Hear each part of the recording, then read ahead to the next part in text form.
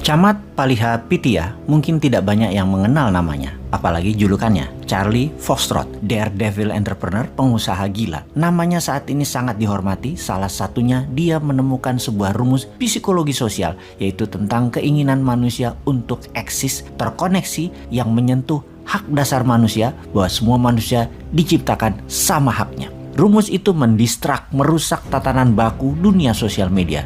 Sewaktu dirinya mempresentasikan idenya, maka seorang pemimpin revolusioner, Mark Zuckerberg, bersedia merombak ulang Facebook. Inilah yang terjadi di tahun 2008, sehingga dalam 1 tahun, di mana di tahun 2009, dari 50 juta pengguna Facebook meningkat menjadi 750 juta membernya. Dia sendiri bergabung di Facebook di tahun 2005 sebagai VP Engineering yang dalam 3 tahun mengusulkan perubahan radikal, membongkar Facebook ala sosial media terdahulu menjadi baru, yaitu apa yang kita pakai di Facebook sekarang ini. Saat ini, Camat Paliha Pitya sudah tidak bersama Facebook lagi, namun sudah menjadi seorang venture kapitalis yang besar yang dia bangun selagi dirinya masih bekerja di Facebook. Apa yang Camat lakukan menginspirasi New Mind. New Mind harus membongkar cara bernegara Indonesia, bukan hanya membongkar tapi merusak dan membangun kembali dengan cepat. Kita mulai dengan memahami apa itu pernyataan kalau ingin melakukan perubahan yang terjadi di masa ini dan perubahannya harus sangat cepat,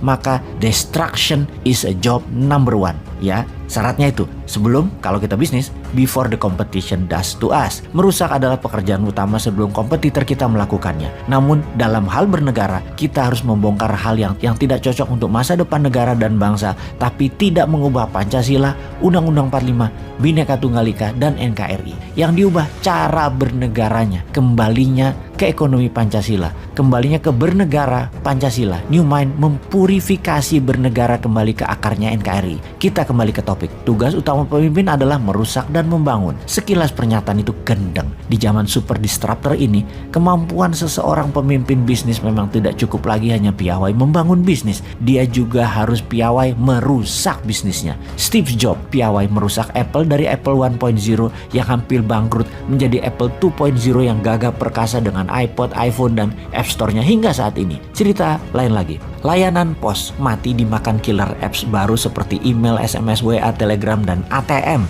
Kodak yang lebih dari 100 tahun perkasa kemudian dihabisi oleh layanan foto sharing yang diberikan perusahaan seperti Instagram. Kemudian TV free to air dibunuh oleh YouTube, Netflix, serta TikTok. Perusahaan-perusahaan yang dulu hebat seperti Kodak, GM, General Motor, Nokia, atau Sony terus-menerus babak belur mengalami kemunduran karena tidak kunjung menemukan CEO yang mampu merusak fondasi model bisnis yang kini sudah tidak relevan lagi. Karena itu seorang CDO, Chief Destructive Officer, kini adalah sosok yang paling diburu di perusahaan-perusahaan seantero jagat raya. Yang sering kita dengar selama ini adalah CEO, Chief Executive Officer, atau CFO, Chief Financial Officer, atau Chief Operating Officer, atau Chief Marketing Officer. Kini ada bintang baru yang namanya CDO, Chief Destruction Officer. Dari arti harafiahnya saja sudah aneh, nggak nyambung. Destruction artinya perusak atau penghancuran. Jadi kalau CEO bertugas mengelola seluruh strategi dan operation perusahaan, CFO mengelola keuangan perusahaan, CMO membangun strategi pemasaran, lah CDO ini tugasnya menghancurkan perusahaan. Coba, sekilas memang gendeng. Merusak itu di dalam dunia bisnis sungguh tanpa merusak pondasi lama bisnis tidak akan bisa maju dengan cepat di masa pancaroba efek digital dan efek pandemi ini ke depannya. Jadi kalau kita contohkan dunia bisnis yang memerlukan CDO, maka pada masa ini di dalam dunia bernegara, pemimpin Indonesia ke depan haruslah pemimpin yang juga memiliki kemampuan merusak dan membangun dengan cepat bangsa dan negara ini. Landscape dunia sekarang ini bergerak dengan kecepatan tinggi, secepat kecepatan cahaya. Ada chaotic, radikalisme, turbulence, violent, uncertainties, dan unpredictable. Dan masih banyak lagi istilah yang digunakan untuk menggambarkannya keadaan saat ini.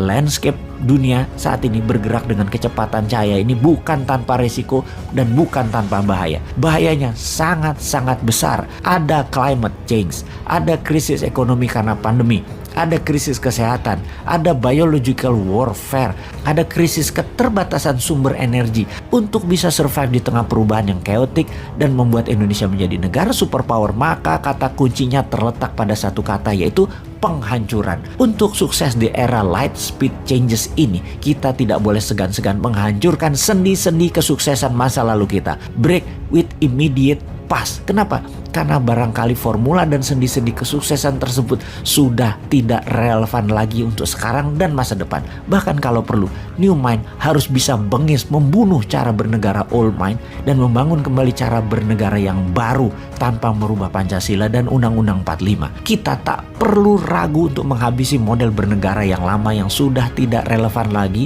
dan membangun dengan cara yang lebih baru dan fresh. New Mind tak segan-segan melakukan creative destruction, penghancuran secara kreatif. Krisis bisa terjadi kapanpun dan terus mengintai tanpa sinyal, tanpa pemberitahuan. Maka creative destruction haruslah dilakukan sekarang demi Indonesia menjadi negara superpower di tahun 2045. Cara bernegara kita, SDM kita, sistem kerjasama antar departemen yang kita bangun, budaya bernegara kita, para pejabatnya harus memiliki kapasitas dan kepiawaian untuk melakukan creative destruction.